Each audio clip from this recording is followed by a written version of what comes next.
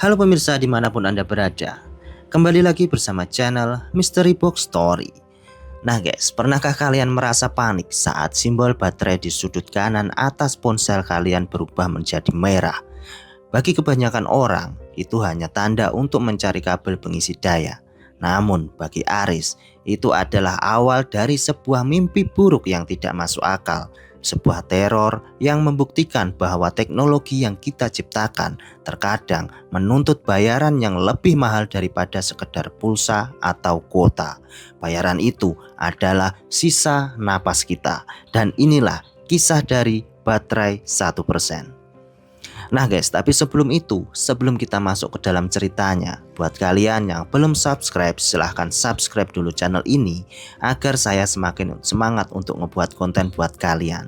Dan tentunya jika kalian rasa di dalam video ini bagus, kalian bisa share juga ke teman kalian agar semakin banyak orang yang bisa mendengarkan cerita dari Mystery Box Story. Yuk.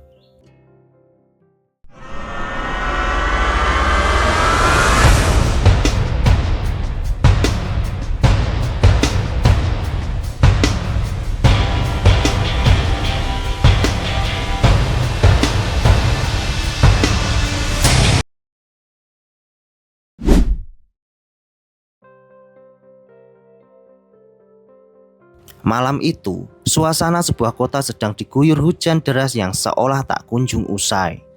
Di sebuah unit apartemen di lantai 14, Aris duduk meringkuk di sofa bluedroo-nya yang mulai kusam. Satu-satunya sumber cahaya di ruangan itu adalah pendar biru pucat dari layar ponsel pintarnya. Aris adalah seorang pria yang terobsesi dengan dunia digital. Baginya, realitas hanya terjadi di dalam layar 6 inci tersebut. Ia terus menggulir lini masa, menonton video pendek tanpa henti, mengabaikan suara petir yang menggelegar di luar itu. Ia tidak menyadari bahwa sejak sejam yang lalu, suhu di ruangannya turun drastis. Napasnya mulai menguap, membentuk kabut tipis di udara. Bunyi detak jam dinding perlahan-lahan tenggelam oleh suara dengungan frekuensi tinggi yang keluar dari speaker ponselnya. Aris merasa sangat haus, tapi ia terlalu malas untuk beranjak, guys. Matanya merah di sini, urat-urat saraf di pelipisnya berdenyut mengikuti ritme cahaya layar. Ia merasa ponselnya itu bukan lagi alat, melainkan perpanjangan dari jiwanya sendiri. Pip, sebuah jendela pop-up muncul dari layar. Sisa baterai 10%, sambungkan pengisi daya. Di sini Aris hanya mendengus, guys. Ia sedang berada di tengah-tengah perdebatan sengit di kolom komentar sebuah forum di internet. Sebentar lagi, gumamnya dengan suara serak.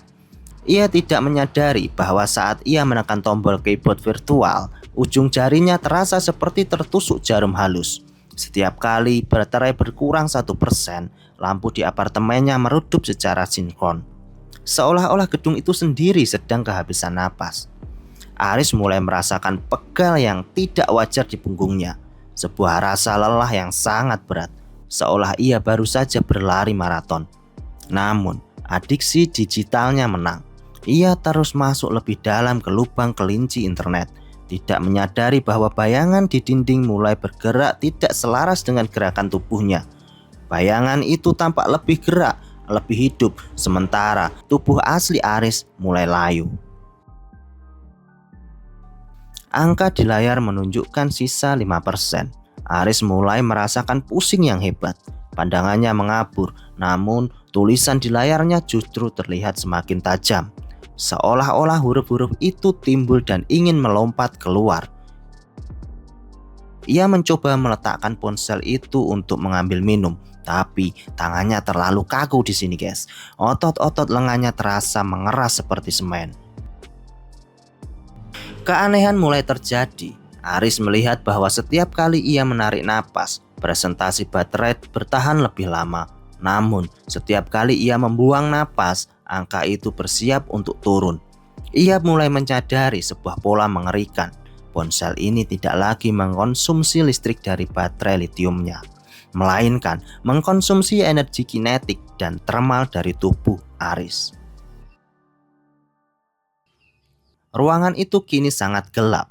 Lampu utama sudah mati total. Namun, layar ponsel Aris memancarkan cahaya yang begitu terang hingga menyakitkan mata, menciptakan kontras yang mengerikan antara kegelapan absolut dan cahaya digital.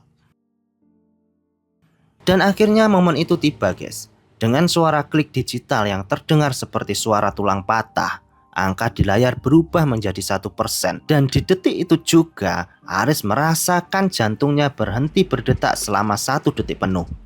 Rasa dingin yang luar biasa menjalar dari telapak tangannya, merayap naik ke bahu, lalu menghujam langsung ke ulu hatinya.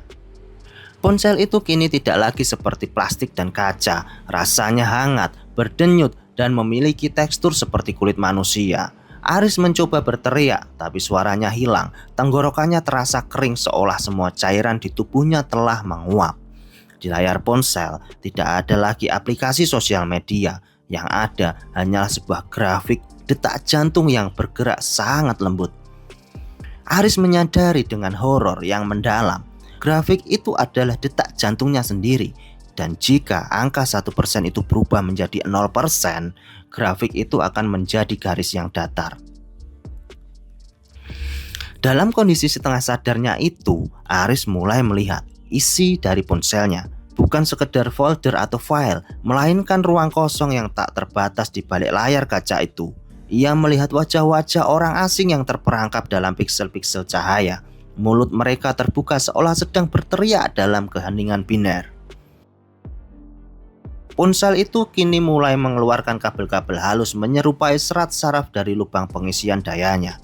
Kabel-kabel itu menyerap di pergelangan tangan Aris, masuk ke bawah kulitnya tanpa mengeluarkan darah. Aris bisa merasakan sensasi aneh. Ia melihat data yang mengalir di dalam darahnya. Ia melihat email-email lama, foto-foto masa kecil, dan rahasia-rahasia gelap berubah menjadi arus listrik yang memberi daya pada ponsel tersebut. Ia bukan lagi seorang pengguna, ia telah menjadi komponen perangkat keras. Ponsel itu mulai melakukan pembersihan memori. Di sini, Aris tiba-tiba lupa nama ibunya, guys. Ia mencoba mengingat wajah sahabat masa kecilnya, tapi memori itu seperti file yang dihapus secara permanen, hanya meninggalkan folder kosong di benaknya. Ponsel itu menghisap kenangan indah untuk menjaga sisa daya 1% tersebut. Setiap memori yang hilang membuat Aris merasa lebih ringan, tapi juga lebih hampa.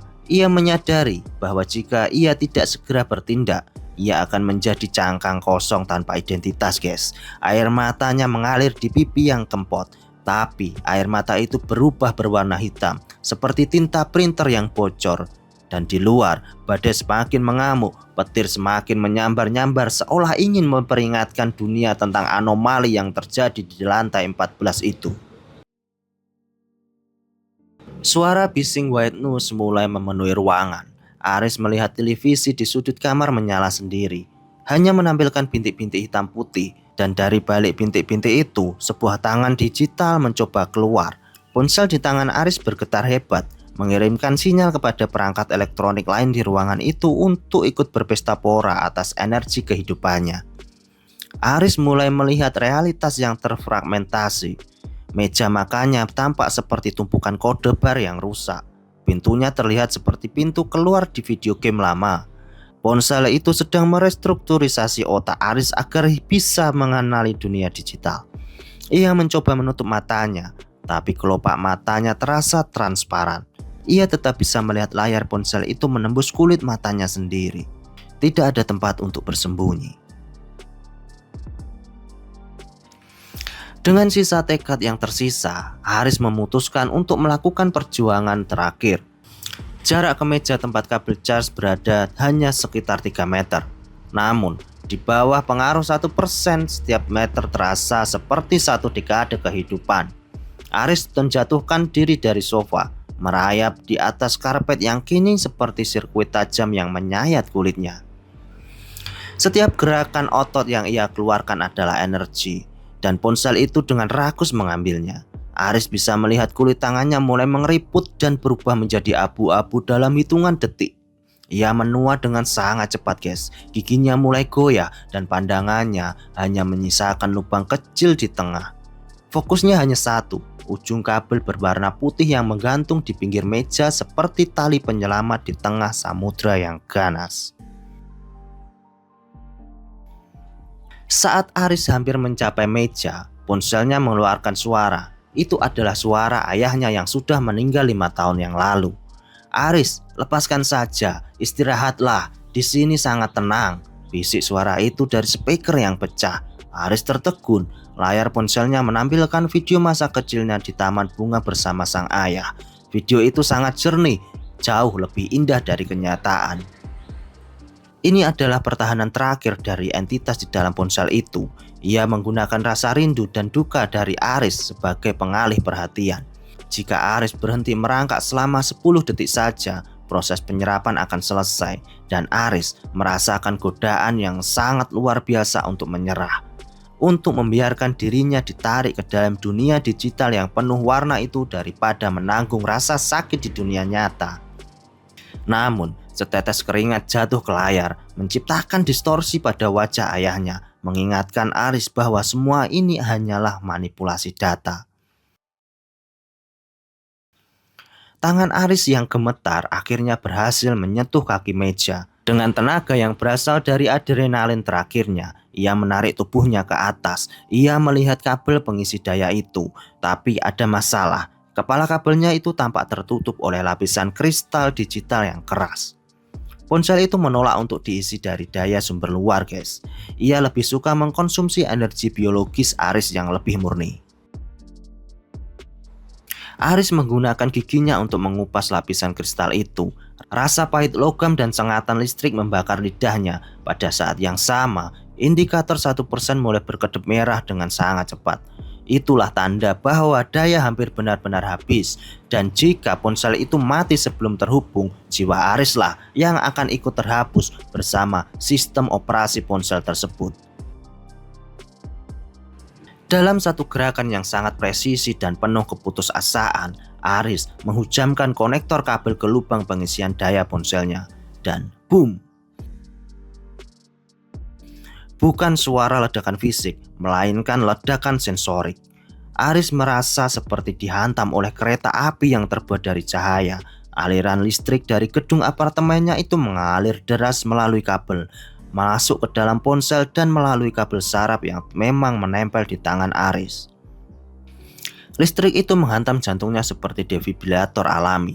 Tubuh Aris melengkung ke belakang, matanya memutih dan seluruh pembuluh darahnya berbedar terang. Aris menjadi pusat dari badai listrik, guys. Semua lampu di lantai 14 meledak secara bersamaan. Keheningan kembali menyelimuti apartemen itu. Aris terbaring tak berdaya di bawah meja kerjanya. Matahari mulai terbit, menyinari debu-debu yang berterbangan di ruangannya yang hancur berantakan. Aris perlahan membuka matanya. Ia merasa segar, bahkan terlalu segar. Rasa lelahnya hilang, luka-lukanya sembuh tanpa bekas. Lalu ia melihat ponselnya, guys. Layarnya kini mulus tanpa retak sedikit pun. Baterainya menunjukkan angka 100%. Namun saat Aris mencoba berdiri, ia menyadari ada sesuatu yang aneh. Ia tidak merasakan lapar, tidak merasa haus, dan ia bisa mendengar suara sinyal wifi yang merambat di udara. Ia melihat ke cermin, wajahnya terlihat sempurna, terlalu sempurna ini, seperti hasil edit foto yang berlebihan. Saat ia menyentuh layar ponselnya, bukan lagi jari yang menyentuh kaca, melainkan dua sistem yang saling mengenali. Aris kini menyadari bahwa ia tidak benar-benar menang. Ia memang selamat, guys, tapi jiwanya telah terunggah sebagian dan kini ia harus tetap memastikan baterai ponsel itu penuh, karena jika tidak, ia akan merasakan bagian dari dirinya hilang lagi. Dan kali ini mungkin tidak ada kabel yang bisa menyelamatkannya.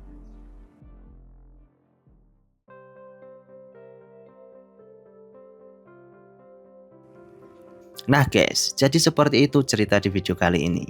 Aris di sini selamat, guys, atau setidaknya itulah yang ia pikirkan. Tapi sekarang, setiap kali ia melihat cermin, ia selalu melihat garis-garis binar di matanya. Bagaimana dengan kalian? Apakah kalian yakin ponsel yang kalian pegang saat ini hanyalah sebuah alat? periksalah baterai kalian sekarang guys. Dan jika angkanya sudah merah, mungkin ini saatnya kalian berhenti menonton dan segera mencari pengisi daya. Dan sebelum ia memulai meminta sesuatu yang lebih dari sekedar listrik. Nah, oke guys, mungkin seperti itu dulu cerita di video kali ini. Jika ada yang salah dalam pengucapan kata dan penyampaian informasi, tolong dikoreksi dan tolong dimaafkan. Dan tentunya tidak lupa guys, buat kalian yang memiliki cerita dan ingin dibawakan oleh channel Mystery Box Story, bisa tulis saja di kolom komentar. Oke guys, Mystery Box Story pamit undur diri dulu dan sampai ketemu di video selanjutnya. Bye.